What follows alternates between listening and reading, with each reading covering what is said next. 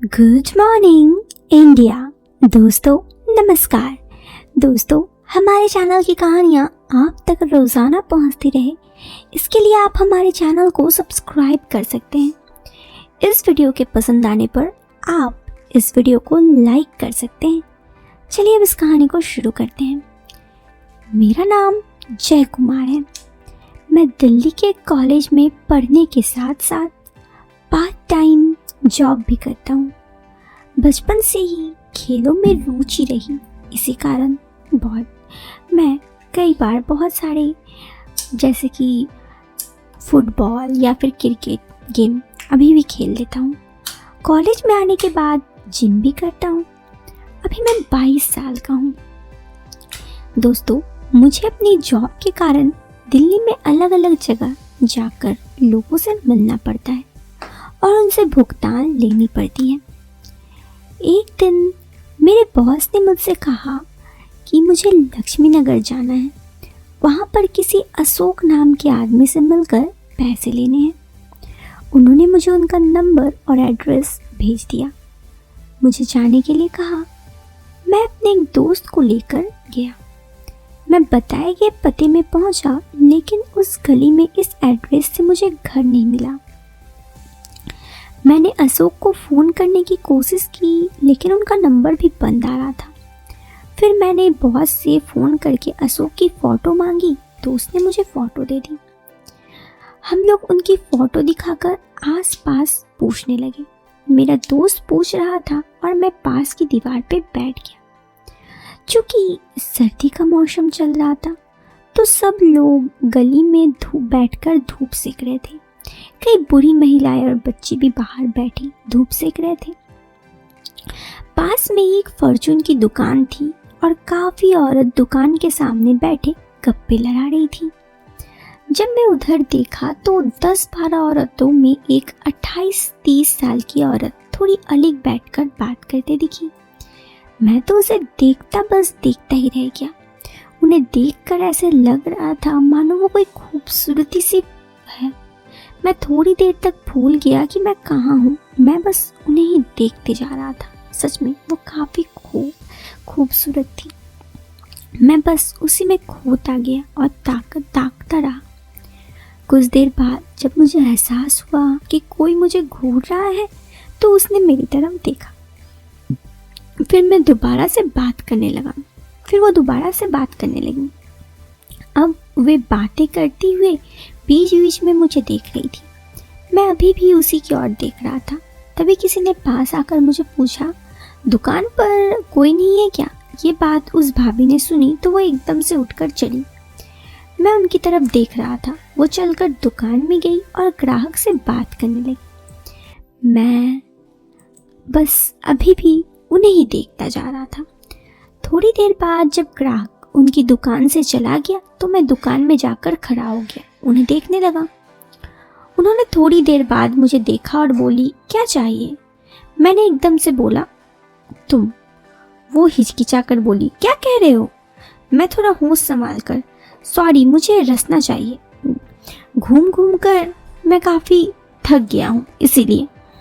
मेरी बात सुन वो काफ़ी हंसने लगी और फिर पीछे घूमकर कुछ देख रही थी। फिर पलटकर उसने मुझे रसना दे दिया। मैंने पूछा, कितने पैसे हुए? वो बोली, 20 रुपये। मेरे पास खुले पैसे तो थे, लेकिन मैंने जानबूझकर कहा, क्या आप ऑनलाइन ट्रांसफ़र कर दूँ? मेरे पास खुले नहीं है। वो मुस्कुराकर बोली, जी कर दो। फिर मैंने उनका फ़ोन पकड़ा दिया और उन्हें अपना नंबर उसमें भर दिया। मैं उन्हें पैसे ट्रांसफ़र कर दिए। मैं वहाँ से जाने के मन में तो नहीं था, लेकिन फिर मेरे दोस्त के बुलाने पर मुझे वहाँ से जाना पड़ा। इत्तेफाक से जो नंबर उसने दिया था उस पर उसका व्हाट्सएप भी था। मैंने उसको कुछ मैसेज किया तो उसने रिप्लाई भी दे दी। फिर इसी तरह भाभी से चैट होने लगी।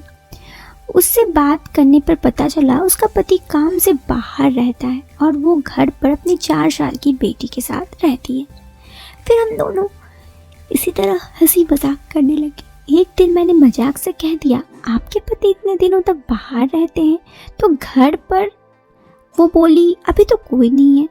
आपको अगर घर पर आना है तो आ जाओ। मैं बोला सोच लो, फिर कहीं आप मना कर दो तो। फिर वो हंसने लगी और बोली नहीं मैं तो मजाक कर रही थी, ऐसा कुछ नहीं। इसके बाद मैंने भाभी से बात करना जारी रखा। धीरे धीरे मैं उन्हें कुछ भी मैसेज भेज देता, वो बुरा नहीं मानती। एक दिन मैंने उन्हें एक वीडियो भेज दी, तब उन्होंने कुछ नहीं कहा। फिर उसके बाद हम दोनों बातें करने लगे। एक रात हम दोनों बात कर रहे थे। वो बोली कल तुम मेरे घर आ सकते हो? मैं बिना सोचे कह दिया बिल्कुल, बताओ कब आना है? वो बोली शाम को ही आना, दिन में तो मैं दुकान पे रहती हूँ तो टाइम नहीं मिल पाएगा। मैं बोला क्या बात है ऐसी? वो बोली तुम आओ तो बताती हूँ। उसके बताए टाइम पर अगले दिन मैं उसका घर पहुँचा। शाम का समय था, अंधेरा हो गया था। घर जाकर उसने मुझे चाय के लिए पूछा, मैंने मना कर दिया। फिर वो खाने के लिए कहने लगी तो मैंने मना कर दिया। खाने के बाद उसने अपने बेटी को रूम में सुला दिया। मैं बोला क्या बात है, तुम कुछ कहना चाहती थी? वो बोली नहीं, वो बस अकेली थी तो तुम्हें बुला लिया, ऐसी कोई बात नहीं है। फिर मैंने उससे कहा मुझसे चलना चाहिए। मैं उठकर जाने लगा तो वो आकर बोली अरे रुक जाओ ना, मैं बहुत अकेली हूँ और अकेला महसूस करती हूँ, मुझे प्यार करने वाला भी कोई नहीं है, सो मैं अकेले बहुत तन्हा रहती हूँ। मैंने कहा अच्छा ठीक है, ऐसी बात है तो मैं रुक जाता हूँ। फिर हम दोनों उसके बाद थोड़ी बहुत पहले तो इधर उधर की बातें करने लगे। उसने मुझे बताया कि उसके पति काफ़ी दिनों में, जैसे कि 4 महीने 5 महीने में आते हैं और इन 4-5 महीने वो बिल्कुल अकेले रहती हैं। उसके पति कभी कभी तो दिन भर में एक बार भी फ़ोन नहीं करते और कभी कभी 1-2 बार दिन भर में फ़ोन करके ही रख देते हैं 1-2 मिनट। उसने मुझे कहा कि जब से मेरी तुमसे बात होने लगी मेरा ये अकेलापन दूर होने लगा। मेरे सास ससुर भी यहाँ नहीं रहते हैं और मैं अकेला, बहुत ज़्यादा ही अकेले महसूस करती हूँ। ऐसे में मुझे तुमसे बात करना बहुत अच्छा लगने लगा और जब मैं तुम्हें पूरा जान गई तो मैंने तुम्हें यहाँ बुलाने के बारे में सोचा। फिर वो मुझे खुद आकर बोली आई लव यू।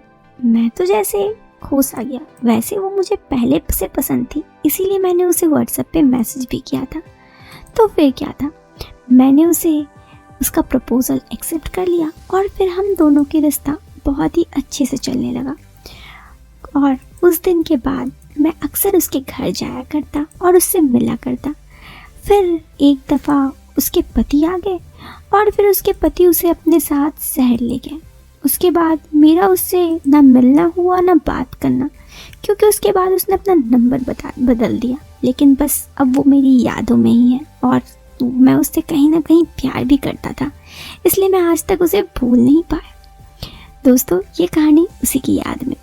तो दोस्तों ये कहानी यहाँ पे ख़त्म हो जाती है। कैसी लगी आपको ये कहानी, आप हमें कमेंट बॉक्स पे कमेंट करके ज़रूर बताएं। पसंद आई हो तो आप वीडियो को लाइक कर दीजिएगा। चैनल पे पहली बार आए हैं तो सब्सक्राइब करें। मिलते हैं फिर एक नए वीडियो में एक नया इंटरेस्टिंग टॉपिक के साथ। Till then bye bye, take care, bye.